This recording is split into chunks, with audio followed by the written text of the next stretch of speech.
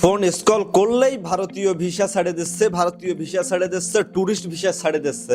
তবে শুরুতে যেমনভাবে এই নিউজগুলো হওয়ার পরে রিয়াক্ট আসতেছিল, হাহা আসতেছিল বা কমেন্টস আসতেছিল উল্টো পাল্টা, এই যত সময় যাচ্ছে তত কিন্তু মানুষ, আমি কিন্তু এই জিনিসগুলো খেয়াল করতেছি যে আস্তে আস্তে হাহা কিন্তু কমতে শুরু করতেছে, কমেন্টস গুলো পজিটিভ আসতে শুরু করতেছে। আই মিন যারা ভারতকে হেট করে বা যারা ভাবে যে ভারত খারাপ, সেই মানুষগুলো কিন্তু আস্তে আস্তে কনভার্ট হওয়া শুরু করতেছে। কারণ ভিসা ছাড়ার সাথে সাথে এই মানুষগুলোর ভিতর থেকেও ৮০ থেকে ৯০% মানুষ ভারতে কিন্তু ঘুরতে যাওয়ার জন্য ভিসার আবেদন করবে। আপনাদের একটা কথা বলতে চাই, আপনারা একটু সাইডে খেয়াল রাখেন যে কারা ভারত বিরোধী পোস্ট করতো বা ভারতকে খারাপ বলতো।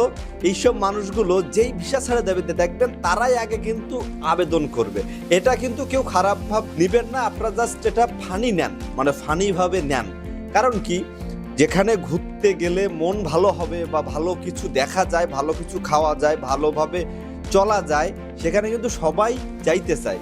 বিশেষ করে আপনারা কিন্তু অলরেডি খেয়াল করছেন এক বাটফার যে দিনরাত ২৪ ঘন্টা বলতো ভারত বয়কট, মোদি খারাপ, সেই কিন্তু ধরা খাইয়ে ফেরত আসলো। তো সত্যিকার অর্থে অপেক্ষার প্রহর শেষ হতে চলেছে, আমরা হয়তো ভিসা পাইতে চলেছি। এখন তারপরেও অপেক্ষা করতে হবে, কারণ অলরেডি চারিদিকে যুদ্ধ হচ্ছে, কখন কি হয়। আর ইতিমধ্যেই কিন্তু বাংলাদেশের জন্য যুক্তরাষ্ট্র ভিসা অলরেডি বন্ধ করে দিছে। এর কারণটা আপনারা হয়তো ভালোভাবেই জানেন, যুদ্ধ হচ্ছে অন্য কান্ট্রিতে।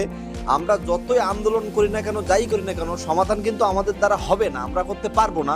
কিন্তু আমরা এই যুক্তরাষ্ট্র বা অন্যান্য কান্ট্রি সম্পর্কে গালিগালাজ করতে করতে, মিটিং মিছিল করতে করতে যুক্তরাষ্ট্র কিন্তু ভিসা বন্ধ করে দিছে। এখানে ক্ষতি হয়েছে কাদের?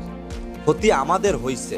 অনেক মানুষ আছে যারা বাংলাদেশ থেকে ওখানে ব্যবসা করে, ওখানে যায়, ওখানে ঘোরে বা অনেক অনেক ভালো ভালো কাজ তো ওই জায়গা থেকেই হয়। তো তারা কিন্তু এখন যাইতে পারতেছে না।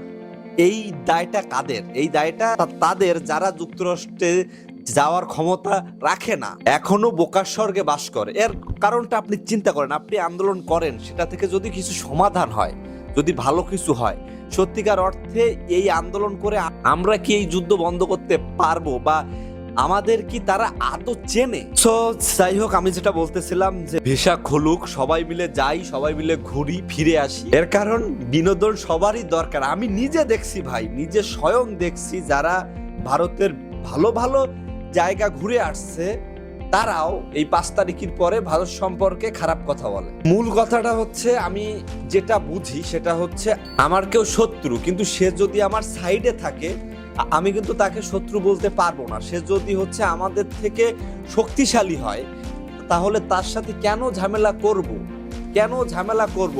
এখন যদি সে খারাপ হয়, সে কিন্তু তার পাপের ফল অবশ্যই পাবে।